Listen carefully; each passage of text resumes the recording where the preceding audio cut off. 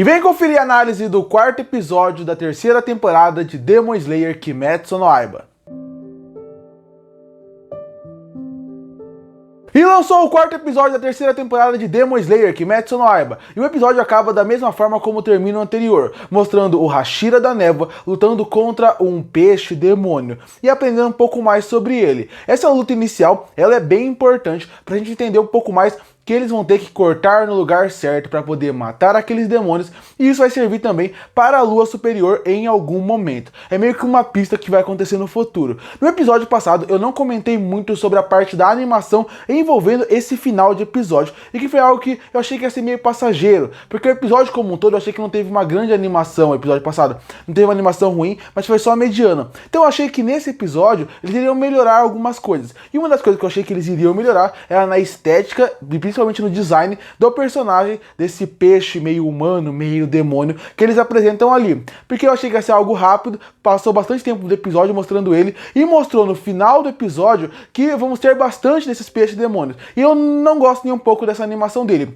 Visualmente ele é muito interessante, e ele mostra um pouco dessa monstruosidade que o universo de Demon Slayer tem. Uma coisa que é inegável é que o universo de Demon Slayer tem visuais muito interessantes para os seus personagens, que fazem eles serem muito marcantes. Ele tem aquele visual marcante, os Hashiras, as luas superiores, a ponto que você olha e fala assim, sem saber o nome deles, só de você falar o número, falar como é, você já lembra, porque o visual é muito marcante. E eu vi a cena desse meio peixe demônio no mangá, e a estética dele é bem interessante ali, é igual aqui, só que no mangá ele funciona melhor por causa de todo o ambiente que tá ali. Agora aqui, eles quiseram fazer todo um cenário, um estilo de animação, e através disso fazer o peixe, esse peixe demônio em 3D.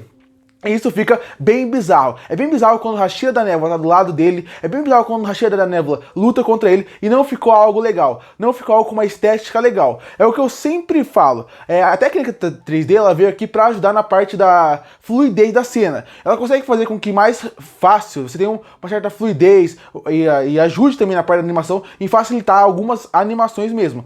Quando você tem um filme muito grande e ele usa muito CG ou 3D, você consegue perceber que fica bem feito pelo grande orçamento e tempo que eles têm em tela. Quando você tem uma animação que é semanal, dificilmente o 3D consegue te convencer sempre. E aqui foi algo que me incomodou. E me incomodou porque é uma cena que me incomoda, realmente não achei que ficou algo legal. E quando você chega no final do episódio, você vê que vai ter vários desses demônios, você vê que vai ser algo bem presente ao longo dessa primeira parte da temporada. Então é algo que não me agradou. Pra gente ver esse começo, mas uma coisa interessante desse começo é ver um pouco mais do flashback do Hashira da Névoa. Ver ele quase morrendo, vendo ele sendo salvo pelo líder dos Hashiras, vendo também um pouco mais de qual é a motivação dele, o que ele procura, porque até agora ele parece só alguma pessoa sem sentimento. Nesse episódio ele tenta mostrar que ele é uma pessoa sem sentimento, mas não por motivo nenhum. Tem um motivo por trás de tudo aquilo para poder pra gente poder entender um pouco mais sobre ele. Eu sei que esse vai ser um começo de um grande flashback, até porque quando você vê a abertura e o encerramento, você vê que em vários momentos tem o Hashira da Névoa mais jovem, então você vai ver mais flashbacks sobre isso. Eu acho interessante porque é um personagem que tem potencial a se explorar, porque mostra que ele tem algo a mais, tem sentimentos e tem uma motivação que a gente ainda não conheceu. Então, por um lado, é legal ver que vai ter flashback, é legal que vai conhecer o Hashira da Névoa, e por outro, é ruim ver toda essa estética que deram pra esse peixe demônio. A partir daí tem a abertura e o episódio realmente começa de verdade, assim, no que ele vai mostrar. Mostra um pouco mais do Hashira da Névoa e mostra que ele não vai ficar perto da batalha do Tanjiro junto com o Genya e com a Nezuko. Eu acho que eles tiraram ele dessa parte da batalha porque ele é um personagem muito forte. E você percebe que a técnica dele também é muito forte. Colocar ele nessa batalha ia colocar ele como um grande protagonista da batalha, ia tirar o brilhantismo do Tanjiro, da Nezuko e também do Genya. Então colocar ele para proteger outro personagem, para fazer outras coisas, eu acho super interessante. É uma ideia interessante pro personagem do Hashira, que pode ser que através disso desperte outros flashbacks nele, e também para dar um pouco de protagonismo pro Genya, pra Nezuko e pro Tanjiro em outro ponto, com a outra batalha. E depois que ele fala que vai fazer isso, a gente vai pras batalhas. E eu vou dividir essa crítica em duas partes. Primeiro eu vou falar um pouco sobre o Genya e a Nezuko, e depois eu vou falar um pouco sobre o Tanjiro. Porque o episódio meio que fica nisso. Não é um episódio que acontece tanta coisa em relação ao desenvolvimento da história, mas se desenvolve na parte da batalha e da luta. Na parte do Tanjiro, é uma parte interessante porque ele é alguém que aprende mais como derrotar aquele demônio. Como fazer para ele ficar mais fraco, como fazer para destruir ele quase de modo geral, que seria destruindo a língua dele. E ele tá lutando contra a Lua número 4, só que a parte da alegria. E é até legal a batalha, não acho que tem uma grande animação, um momento marcante, que realmente até agora marcou na luta deles, mas é legal mais pra você conhecer um pouco mais sobre como divide os corpos dessa lua, e também é interessante também pra ver um pouco da batalha em relação a qual que são as técnicas dela, dele no caso.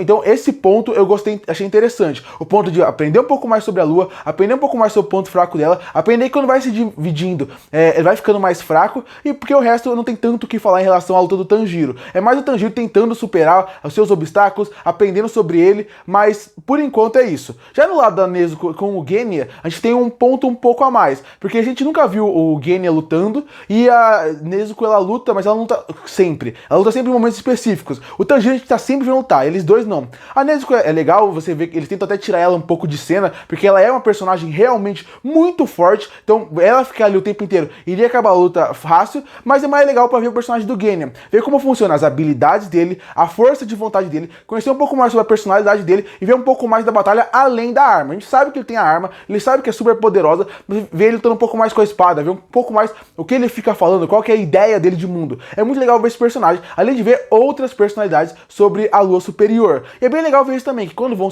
separando, vão dando características para cada um, isso é muito legal para ver como eles brigam entre eles. Mas eu acho que essa parte é bom para ver um pouco mais das habilidades diferentes da lua superior e principalmente ver um pouco mais do Genya, ver como ele luta, ver a habilidade dele e de novo, através da luta dele, ver um pouco mais das suas habilidades. Uma coisa que tem que falar dessas duas partes é que talvez uma coisa que poderia ser um pouquinho mais forte é um pouco na parte da empolgação na luta. Eu acho que se eu vejo essa temporada como um todo, esse episódio seria um episódio que ele passaria batido, por exemplo. Não porque ele é um episódio ruim, ele é só um episódio mediano que entrega o que ele promete entregar. Revelar um pouco mais sobre a lua e entregar um pouco mais sobre o Genya, sobre o Hashira, entregar um pouquinho mais nesses pontos. Ele promete e ele entrega. Mas já que é um episódio que ele é focado mais na luta, menos em desenvolver a história, inclusive essa temporada como um todo ainda não tá muito focado em desenvolver uma história, tá mais luta atrás de luta, acaba rolando um problema, que é, o episódio não é super marcante, a animação não tá super grandiosa, o momento grandioso da luta, que até tentam até mudar a música pra dar uma grandiosidade maior, ela não é tão forte assim, pra provar que não é um episódio ruim, é um episódio mediano, mas o problema dele é que realmente é aquele episódio que você vê a temporada como um todo, numa maratona, ele é aquele episódio que ele é meio esquecível, ele vai ter sua função narrativa pra história, principalmente no ponto de falar a fraqueza do vilão, e desenvolver um pouco mais do Genya, mas mesmo assim, é aquele episódio que passa um pouco rápido. Então essa foi a parte das lutas, que fica quase o episódio inteiro, e a gente termina vendo a Hashira do Amor voltando. Ela percebe que tá tendo um problema na Vila dos Ferreiros,